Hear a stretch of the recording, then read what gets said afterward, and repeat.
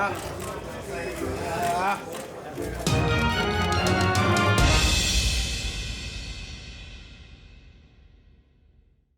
Fury mocks Dillian Whyte for not being able to get a WBC title shot with Deontay the Bronze Bomber Wilder. What up, Fight World? It's your boy Ego, and I'm back with some more boxing. Make sure you smash the like button. Also, subscribe to the channel for the latest and greatest in boxing. If you want to become part of the gang notification gang, please hit the bell icon. Now, link in the description. Behind the Gloves did an interview with Tyson Fury, and it's wild. He was going off on really everybody. He went off on Andy Ruiz. He went off on Anthony Joshua. He went on Dillian Whyte.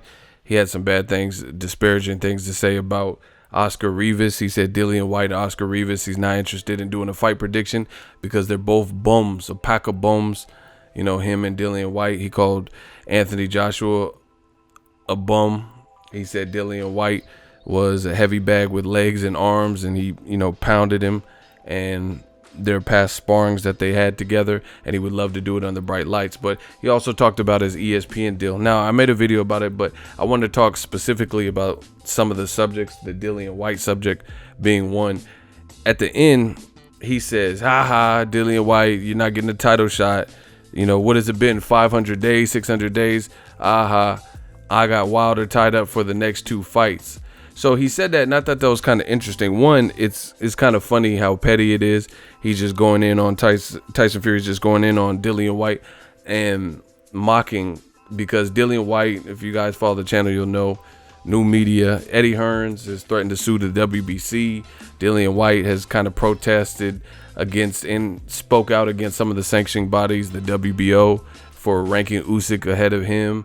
And also the WBC, because he said he's been waiting 600 days to get a fight with Wilder, and it hasn't been lucky. So him and Eddie Hearn are on this crusade to, make Dillian Whyte the most relevant, especially in lieu of Joshua losing to Andy Ruiz. Now Eddie Hearn is showing some more attention to the career of Dillian Whyte. But one of the things that was interesting is he says, basically, you're never getting, you're never going to get your title shot now because I have him tied up for 2 fights. And he also talked about how Wilder's fighting Luis Ortiz. So it sounds like everybody understands the game plan. He talked about all the people that are booked up, from Bryant Jennings to Adam Kanowski. They all have upcoming fights. So he says the person he's looking at is probably Trevor Bryan. He made it clear that ESPN, they want an American. They want Tyson Fury to fight an American. So possibly Gerald Big Baby Miller if he can get a license. But if he can't, they're looking at Don King's fighter, Trevor Bryan, who that was someone who was brought up as a possible opponent for Anthony Joshua when Miller stepped in. So basically the same people that Joshua, UK fighter, was looking at. But him saying that he has Wilder tied up, that's interesting, because that would mean a trilogy, because they already fought once. And if he has him tied up for 2 more fights, that would be a trilogy. I don't know how many people caught on to that, but it was funny to see. The heavyweight division is definitely back. It's funny to see that he was taunting Dillian Whyte. And I told you guys, it's not looking good for rematch room for Eddie Hearn. And first of all, Dillian Whyte, all this like commotion about sanctioning bodies, it's going to look really bad if he doesn't put up a good performance, and or especially if he loses to Oscar Rivas. I do think that's a good fight, and I think that's a challenging fight. But beyond that, it's like I don't see how he's going to get the opportunity. Eddie Hearn and Dillian Whyte have kind of been going to the public and like YouTube and hoping to get the pander to the crowd and the UK fans and hope they plead with the WBC, but that's still not going to get him an opportunity to fight Deontay Wilder. Deontay Wilder just fought Dillian Whyte, who was the known, established, and ordered mandatory for Deontay Wilder. So he should be good for about a year. Now, I don't see any way that the WBC is going to stand in the way of a mega fight, a cliffhanger, just how the first one ended with Wilder and Fury in the 12th round. I don't see why they would get in the way of something like that when Wilder has 1 belt and he's already taken care of his mandatory. Both of his mandatories have been knocked out in the first round. Bermane Stiverne in the rematch, and then now Dominic Breazeale. And I was at both of those fights.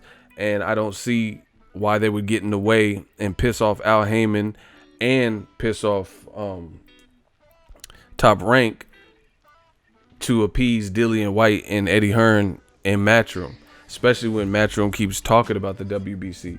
You know, Dillian Whyte keeps going at him and saying, hey, we've been waiting, you know, making him look bad or trying to make him look bad. Same thing with Eddie Hearn. So, you know, it's looking real ugly for Matchroom. It seems like they're going to have to do some type of restructure. They wanted Devin Haney to get an opportunity, but Luke Campbell, Top Rank, swooped in, and now Luke Campbell, a Matchroom fighter, is fighting. Instead of it being a Matchroom card with the newly signed Devin Haney and Luke Campbell, now it's a Top Rank and Luke Campbell, you know, Top Rank and Matchroom card. But the thing about that is this: Lomachenko is definitely going to be the favorite there.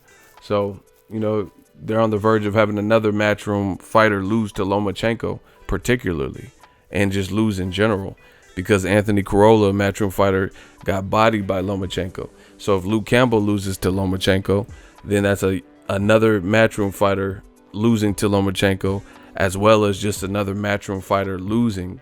Tommy Coyle just lost. Dillian Whyte's in a tough fight that he could lose. Anthony Joshua obviously just lost, right? In my opinion, you know, Katie Taylor really lost, and I think most people can agree that Delphine Persoon's looked the better of the two. You know, some people even argue that Josh Kelly lost, right? Anthony Fowler lost. Ted Cheeseman just lost. There's a lot of Matchroom fighters in a small time. So it's clearly the UK they had a big, like a surge a couple years ago, and it was kind of short-lived because it's not the hotbed that they once thought, because Tyson Fury's telling you in this interview that ESPN wants him to fight in America and they're paying the big bucks. So, you know, all the top UK guys are fighting in America. Anthony Joshua, Tyson Fury. You get what I'm saying? And then Dillian Whyte isn't, but from what it sounds like, according to World Boxing News and some sources, the reports are that the ticket sales aren't selling like hotcakes for the Dillian Whyte UK fight versus Oscar Rivas. So, you know, Matchroom has some decisions to make. But that's what Tyson Fury said. He said he has Wilder tied up for 2 fights, which would be a trilogy.